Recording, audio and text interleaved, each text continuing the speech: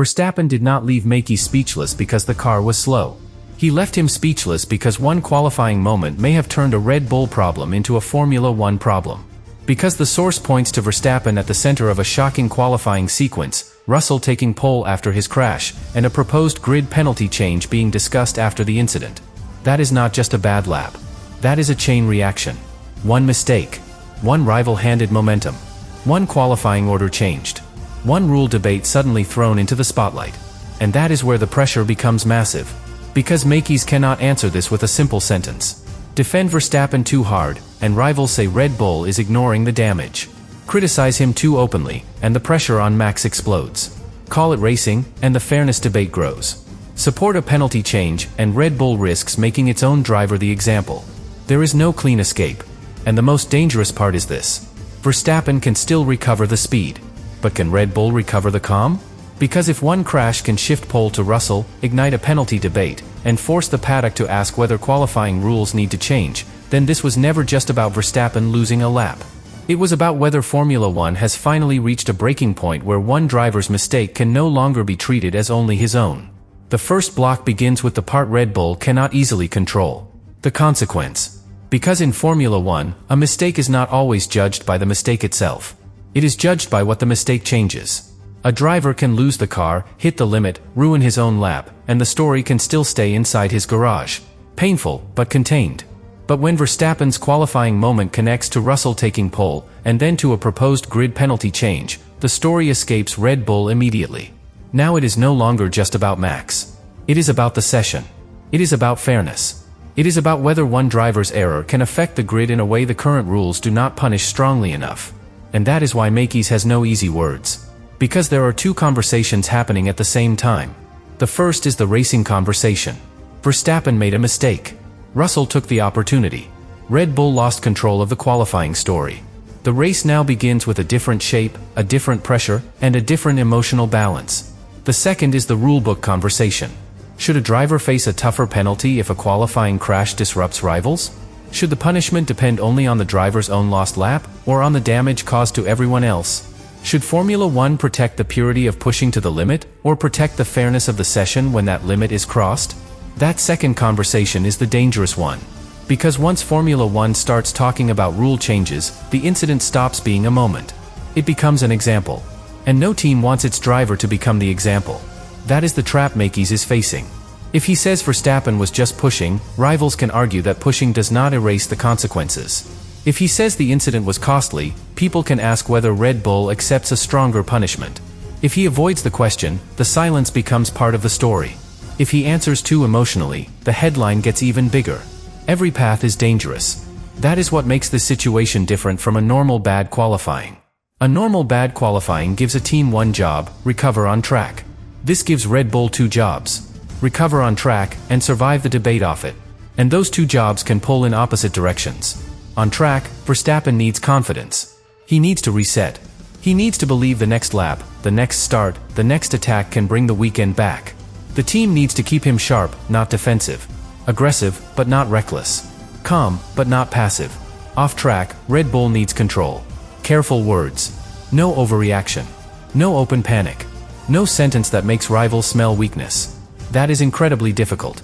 Because Verstappen is not an ordinary driver in the middle of an ordinary mistake. He is the kind of driver whose every error becomes a signal. When he dominates, people call it inevitable. When he makes a mistake, people ask whether something has changed. When he crashes and a rival takes pole, the whole paddock leans forward. That is the burden of being Max Verstappen. Your mistakes are never small for long. And this one became bigger because Russell gained from it. That detail matters. If Verstappen has a messy session and nobody else's story improves, the damage feels different. But Russell on pole gives the incident a visible consequence. It gives Mercedes momentum. It gives rivals a target. It gives the debate a face on the other side. Now the question is not only, what did Verstappen lose? It is, what did Russell gain? And what did the rest of the field lose because of the disruption? That is where the fairness argument begins to bite. Formula One qualifying is built on risk. Drivers are asked to go to the edge, but not fall over it. The lap only exists because the driver dares to push beyond comfort. If the sport punishes every mistake too harshly, drivers may start carrying fear into the fastest part of the weekend. But if the sport does not punish disruptive mistakes enough, rivals can feel robbed. That is the impossible balance. Reward bravery, but protect fairness. Allow risk, but control consequences. Let drivers push, but do not let one crash reshape everyone else's session without a stronger answer. There is no simple solution. And that is why Mekies being lost for words works as the emotional image. Because sometimes the hardest moment for a team leader is not the crash itself. It is the question that comes after. What should the sport do now? That question does not have a clean team answer. Red Bull wants to defend its driver. Rivals want protection. Officials want consistency. Fans want drama, but also justice. Drivers want freedom to attack, but not chaos that ruins their laps. Every group wants something slightly different. And Verstappen is standing in the middle of it. That is the pressure. Not just the pressure to recover position. The pressure of being the name attached to the debate. Because if a grid penalty change is proposed after his incident, then every conversation about the future rule becomes linked to this moment. Even if the rule is written for everyone, the trigger will be remembered. Even if the debate is broader than one driver, the image will stay. Verstappen's crash. Russell's pole. The penalty question. That is the chain. And chains like that are hard to break. For Red Bull, the first priority has to be stopping the chain from reaching the race. The team cannot let the debate affect the execution. It cannot allow frustration to shape strategy. It cannot let Verstappen feel that he has to repair the entire narrative in the first corner. That is how a bad qualifying becomes a worse race. A driver tries to recover too quickly. A team pushes the tires too early. A move appears half open, and emotion says go. A smarter race would wait, but the pressure says now. That is where rivals will be watching. They know Verstappen has the speed. That is not the question. The question is whether he has the patience after a qualifying moment that made the whole paddock talk. Because Verstappen at full control is terrifying. Verstappen chasing under pressure is still dangerous, but the risk changes. He has to pass cars. He has to manage tires in traffic. He has to make decisions without letting frustration sharpen them too much. He has to recover without overreaching. That is a very different job from leading. And Russell, starting from pole, gets the opposite challenge. He does not need to chase the story. He needs to protect it. A clean start. A calm opening phase. Tires in the right window. No unnecessary risk. Let the cars behind feel the pressure. Let Verstappen do the heavy lifting. That is what makes the qualifying consequence so powerful. It transfers control. Before the incident, Verstappen could have been the driver shaping the weekend.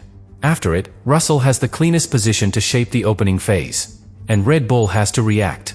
That word matters. React. The best teams hate reacting, because reacting means someone else has set the terms. Hamilton, Russell, Ferrari, Mercedes, Red Bull, it does not matter which team it is. In Formula 1, the leader shapes the race, and the chaser pays the cost of solving problems. Verstappen's moment may have forced Red Bull into that position. And that is why the first block of this story is not just about speed. It is about control. Control lost in qualifying. Control transferred to a rival. Control questioned by the rulebook. Control that Mekies now has to rebuild with words, strategy, and calm. That is a brutal combination. Because a car can be repaired. A setup can be adjusted. A driver can refocus.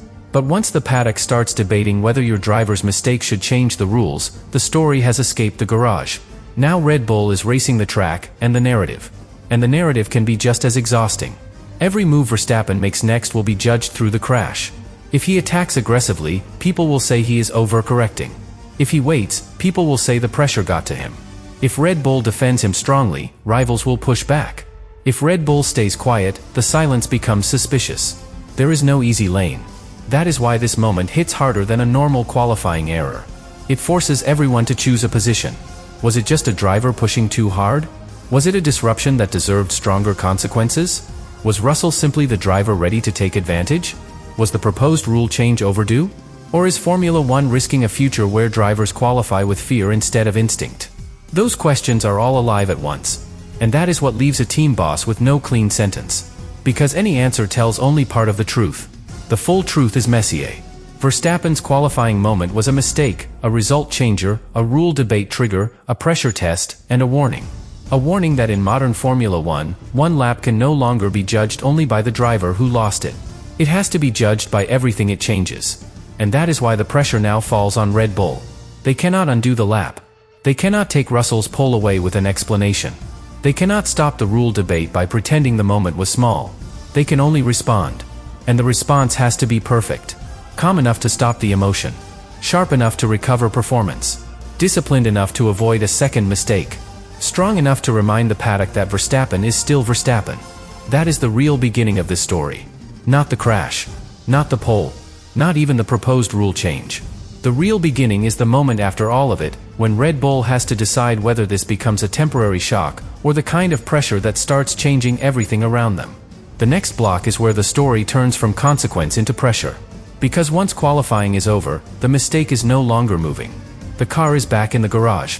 The timing screen has stopped changing. The result is there for everyone to see. Russell has the pole. Verstappen has the problem. Red Bull has the questions. But the pressure does not stop. It starts spreading. That is the part people often miss about Formula One. A qualifying shock does not stay in the moment it happened. It follows the team into every conversation that comes after. It follows the driver into the next briefing. It follows the engineers into the strategy room. It follows the team principal into every camera, every microphone, every question. And for Mekies, that is where the silence becomes even more powerful. Because there is no perfect message. The team has to sound calm, but not careless. Honest, but not weak. Protective, but not blind. Confident, but not arrogant. And all of that has to happen while the paddock is already building the next question around Verstappen. How does he respond now? That is the question that matters. Because Verstappen's speed is not in doubt. His reaction is. A driver like Verstappen does not become dangerous because he never makes mistakes. He becomes dangerous because of what he does immediately after one. Some drivers shrink after a shock. Some become emotional. Some start chasing the mistake instead of chasing the race.